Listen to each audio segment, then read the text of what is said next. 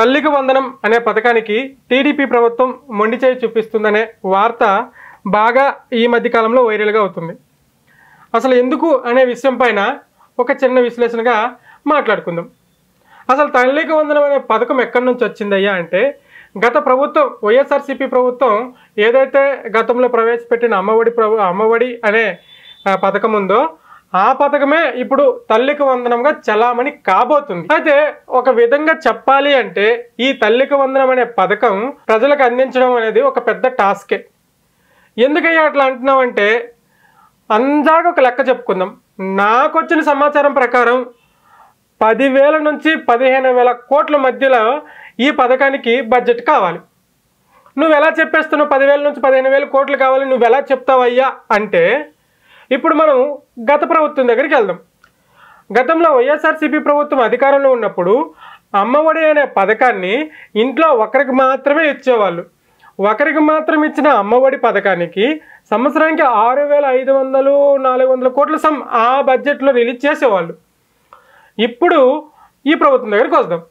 ఇప్పుడు ఏమైంది, మొన్న శాసన మండలిలో లోకేష్ గారు ఒక మాట చెప్పారు, ఒక స్టేట్మెంట్ ఇచ్చారు. ఏమని ఇచ్చారు, మనం ఏదైతే ఈ తల్లికి వందనం అనే పథకం ఉందో గత ప్రభుత్వం ఒకరికే ఇచ్చేది, కానీ మనం ఇంట్లో ఎంతమంది పిల్లలు ఉంటే అంతమందికి ఇద్దామని చెప్పేసి లోకేష్ గారు ఒక స్టేట్మెంట్ ఇచ్చేశారు.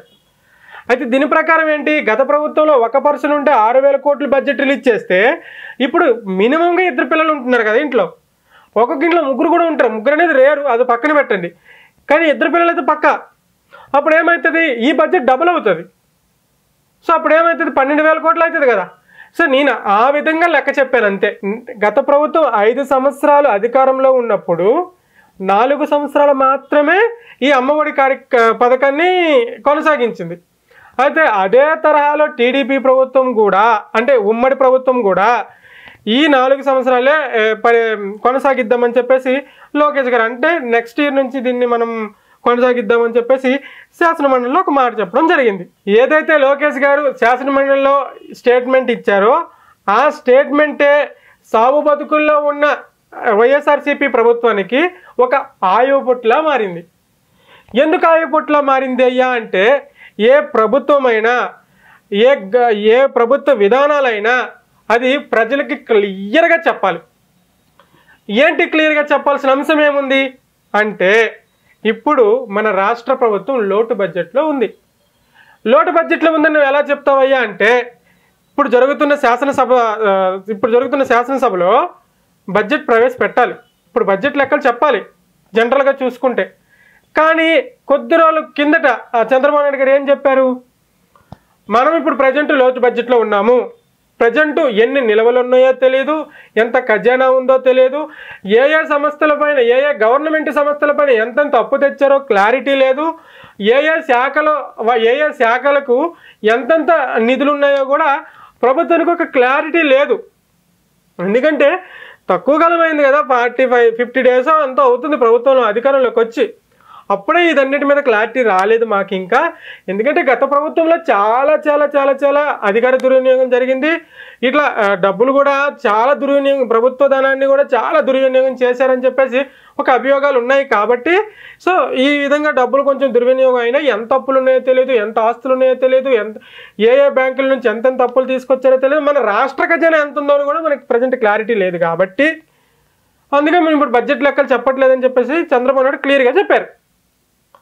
సో ఈ విషయాన్ని ఏదైతే ఈ బడ్జెట్కి సంబంధించి, ఏదైతే ఈ రాష్ట్ర ప్రభుత్వానికి సంబంధించి ఖజానా విషయాన్ని ప్రజలకి క్లియర్గా కూలంకుషంగా చెప్పాలి. అయితే ఈ విషయానికి, ఈ ప్రజెంట్ బడ్జెట్ విషయానికి, ఈ తల్లికి వందనం పథకానికి లింక్ ఎందుకు పెడుతున్నావయ్యా అంటే, ఇప్పుడు తల్లికి వందనంకి సంబంధించిన అమౌంట్ ఎక్కడి నుంచి రావాలి, రాష్ట్ర బడ్జెట్ నుంచే కదా తీసుకురావాలి. అందుకు దీనికి లింక్ పెట్టా. లోకేష్ గారు చెప్పడం కరెక్టే, ఎందుకంటే మనం అందరికీ ఇద్దాము అనేది ఒక మంచి ఆలోచన, కానీ అది ప్రజలకి అర్థమయ్యే విధంగా చెప్పాలి. సో ఇట్లా ఉంది పరిస్థితి, రాష్ట్ర పరిస్థితి ఇలా ఉంది. సో ఇంత బడ్జెట్ కావాలి, ఇంతమంది లబ్ధిదారులు ఉన్నారు అంటే, లబ్ధిదారులకు వస్తే నేను నిన్న కరెక్ట్గా క్లారిటీ లేదు, 95,000 మంది లబ్ధిదారులు ఉన్నారని చెప్పేసి ఒక లెక్కలేదో చెప్పారు. కానీ అది అంతగా కరెక్ట్ కాదని చెప్పేసి నేను కూడా అనుకుంటున్నా. 95,000 లక్ష ఎంతో సంథింగ్ ఏదో లెక్క చెప్పారండి. అది నాకు కూడా పెద్దగా నాకు కూడా తలకి ఎక్కలేదు అది ఏంటో లెక్క. ఎంతమంది లబ్ధిదారులు ఉన్నారని కూడా ప్రభుత్వానికి ఒక అంచనా లేదు. సో అందుకని చెప్పేసే ఇటు బడ్జెట్ కొరతలో ఉన్నది. సో ఎంతమంది లబ్ధిదారులు ఉన్నారో అది కూడా ఒక క్లారిటీ లేదు.